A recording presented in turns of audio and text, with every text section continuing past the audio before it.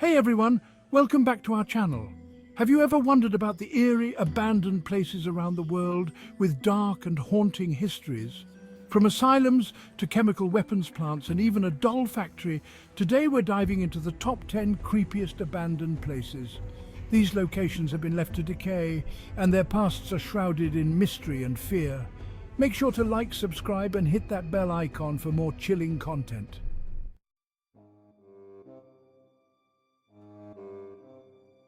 Our first stop is the Beelitz-Heilstätten Hospital, located about 30 miles outside of Berlin. This enormous complex was built in 1898 by the Berlin Workers' Health Insurance Corporation to house tuberculosis patients. At a time when tuberculosis was a leading cause of death, the 60-building facility was designed to provide patients with the best possible care, including fresh air and rest. During World War I, the hospital transformed into a military hospital for the Imperial German Army. In late 1916, a young Adolf Hitler was treated here after being wounded in the Battle of the Somme. This hospital's dark history doesn't end there. It was also used in World War II as a field hospital for wounded German soldiers. After the war, the Soviets took control, turning it into a Soviet military hospital. One notable patient during the Soviet era was Erich Honecker, the last leader of East Germany, who was treated for liver cancer in the early 1990s. Today, parts of Beelitz-Heilstätten are still used for neurological rehabilitation and Parkinson's research, but most of the buildings are abandoned. The crumbling walls, peeling paint, and rusted hospital equipment create a nightmarish atmosphere. Even if you're a staunch skeptic of the paranormal, you'd still get the creeps wandering around this place.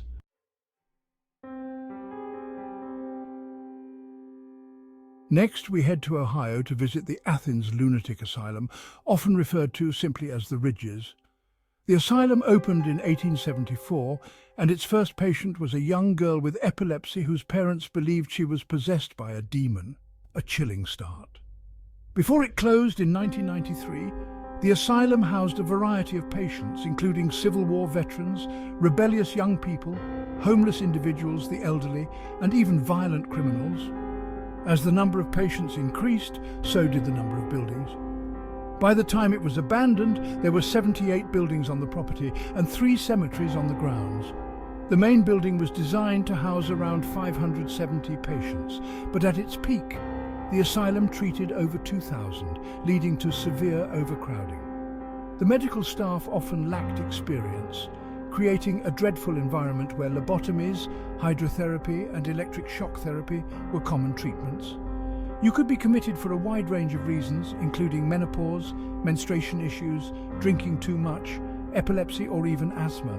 Once admitted, all contact with family was cut off, which was probably a relief if you were there for more personal reasons.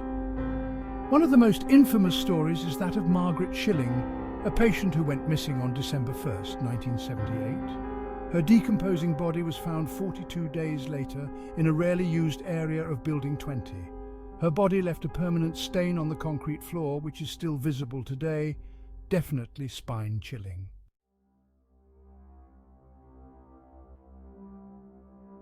Our next stop is Konoshima Island, off the coast of Japan.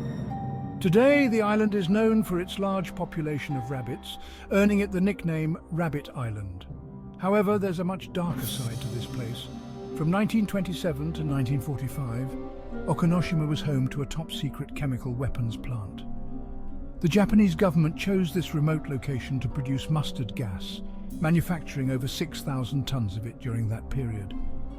The existence of the plant was so secretive that the island was removed from maps. Workers at the plant were exposed to harmful chemicals leading to severe health issues and, in some cases, death. At the end of World War II, the Japanese military destroyed all records related to the chemical weapons production to cover up their activities. Today, the abandoned plant still stands, but visitors are not allowed inside due to the risk of contamination. In 1988, the Japanese government finally acknowledged the island's dark history and opened the Konoshima Poison Gas Museum.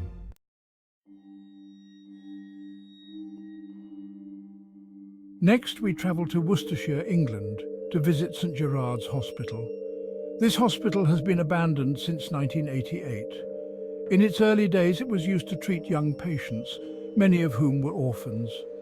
Later, it was used to treat soldiers during World War II, so it's safe to assume this place has some lingering spirits if you believe in that sort of thing. Even if you don't, you can't deny how eerie the place looks. Dating back to the early 20th century, St Gerard's Hospital was originally built as a hospital for a boys' home. Many of the patients coming from the home were in poor health due to their backgrounds, and there was a clear need for dedicated medical care. The Birmingham Diocese Rescue Society for the Protection of Homeless and Friendless Catholic Children established St Gerard's Hospital, which opened its doors in 1913. During World War I, it was used to care for wounded soldiers. After the war, the hospital shifted its focus to treating tuberculosis patients. The combination of its dark history and the eerie remnants left behind makes this abandoned hospital a truly creepy place.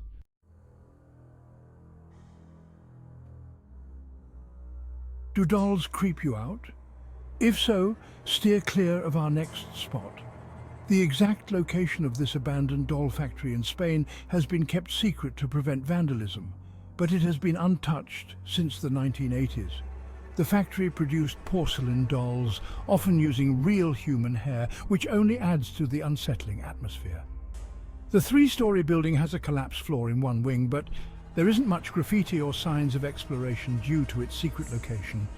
When the factory closed, it seems like everyone vanished in the middle of their workday, leaving everything behind.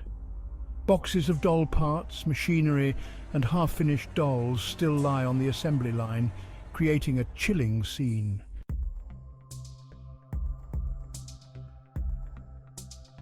Next up is Hellingly Hospital in East Sussex, England. The hospital opened in 1903 and quickly gained a reputation for its harsh treatments, including electroshock therapy and lobotomies. Originally built to ease the overcrowding at Haywards Heath Asylum, Hellingly ended up becoming overcrowded itself. One of the most notorious treatments used here was electroconvulsive therapy, which involves sending an electric current through the brain to induce a brief seizure. The idea was that this electrical activity could reset the brain and help cure severe mental health issues. Aside from being painful, patients could experience severe side effects like memory loss or end up in catatonic states. The hospital was abandoned in 1994, and today investigators claim to have encountered ghostly apparitions.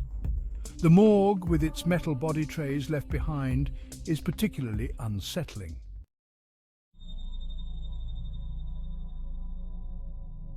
Waverly Hills Sanatorium in Kentucky is said to be one of the most terrifying buildings in America, and it's not hard to see why.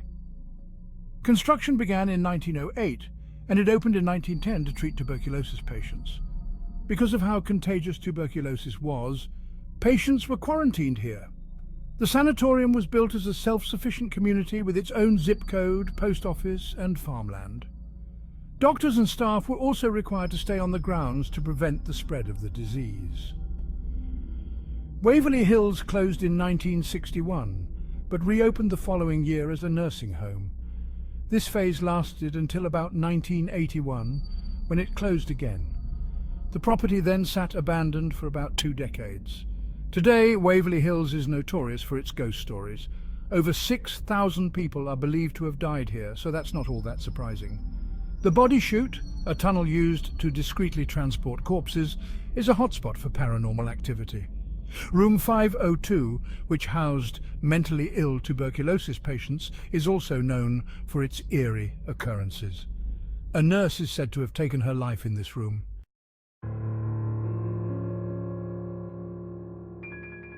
Letchworth Village in New York is next on our list. Constructed in 1911, this complex of over 130 buildings was a place to treat the mentally and physically ill. It was made to house around 2,000 patients, operating as a self-sufficient village where patients tended farms, worked in shops, and lived in smaller, more personal dwellings. But like most of these places, Letchworth became overcrowded. Insufficient funding and staffing didn't help either, so the intentions were good, But it didn't stay that way. Patients were often forgotten in this isolated community, and Letchworth also became known for using patients in clinical trials, especially when it came to the experimental polio vaccine in the 1950s.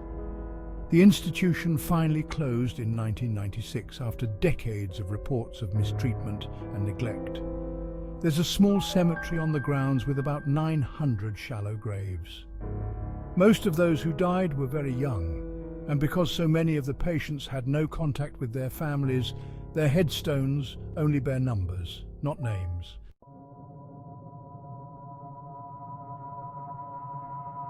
Penhurst State School and Hospital, located in Spring City, Pennsylvania, was built in 1908. Originally named the Eastern State Institution for the Feeble-Minded and Epileptic, it soon became overcrowded, leading to harsh living conditions for its patients. Forced labor was also common, adding to the institution's troubled reputation.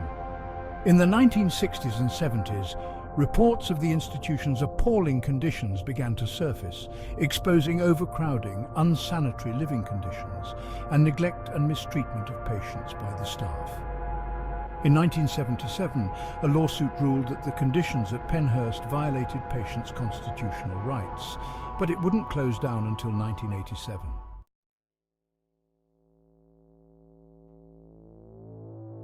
Our final stop is Riverview Hospital in Vancouver, Canada. Opened in 1913 as the Essendale Hospital for the Insane, it later became known as Riverview Hospital, one of the largest mental health institutions in British Columbia. Built to alleviate overcrowding at other mental health facilities in the province, Riverview included gardens, greenhouses and farms where patients could work. However, overcrowding became an issue here too, with over 4,500 patients at its peak in the 1950s. Treatments like electroconvulsive therapy, insulin shock therapy and lobotomy were also used. In the 60s and 70s, there was a shift toward more community-based care, leading to many patients being released into the community. However, many lacked adequate support systems and ended up homeless.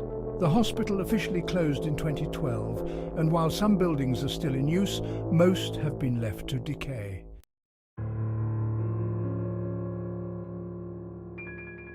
And there you have it, folks. The top 10 creepiest abandoned places with dark histories. From haunted hospitals to eerie asylums, these places are sure to send shivers down your spine. Let us know in the comments which location you found the most unsettling, and don't forget to like, subscribe, and hit that bell icon for more chilling content. Thanks for watching, and we'll catch you in the next video.